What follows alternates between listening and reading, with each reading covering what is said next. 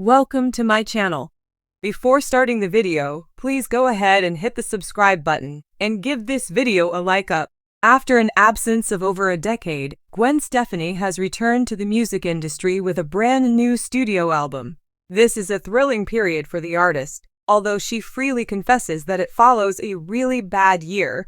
Read on to find out the details she shared. Gwen Stefani did not put out a new album until 2017. The song was titled "You Make It Feel Like Christmas," and it was a Christmas album. In 2016, she published "This Is What the Truth Feels Like," her final album that included entirely of original compositions. Her passion for gardening, shared with Shelton, served as inspiration for her 2016 album. She described their common pastime as gardening and added, "Obviously, he has some hobbies that are so far from what I am. I'm like makeup girl, so opposite in so many ways." Despite their similarities, she and her husband enjoyed gardening together.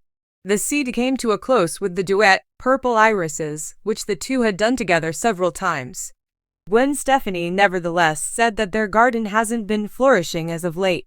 She told Rolling Stone that their garden had everything failed and that it was a really bad year for them. She expressed her disappointment with her real garden this year while referring to her new song, "Bouquet." The last studio album Gwen released was at a very different time in her life, as her fans are well aware. A month before to the finalization of her divorce from Gavin Rossdale, "Truth" was published. Conversely, Bouquet is now married to Blake, whom she loves very much. "The Truth record was in the middle of my hell," Gwen Stefani told Rolling Stone. The two albums, nevertheless, were healing for her. 8 years may seem like a long time to some, but for me, it was a time of healing and transition. It went by really quickly, she said.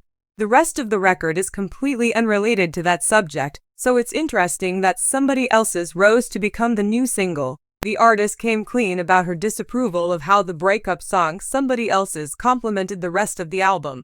The songwriter Madison Love persuaded her otherwise. "I receive a text from Madison containing the beginning of a song titled "Somebody Else's," following a series of sessions where we had discussed life and our current and past situations extensively," Gwen said. "She proposed the song and I was like, oh, I'm not sure I want to put any effort into that," she went on to say. "After writing the remaining songs, I came to the realization that in order to fully appreciate the light and understand my origins, you had to glimpse a bit of darkness."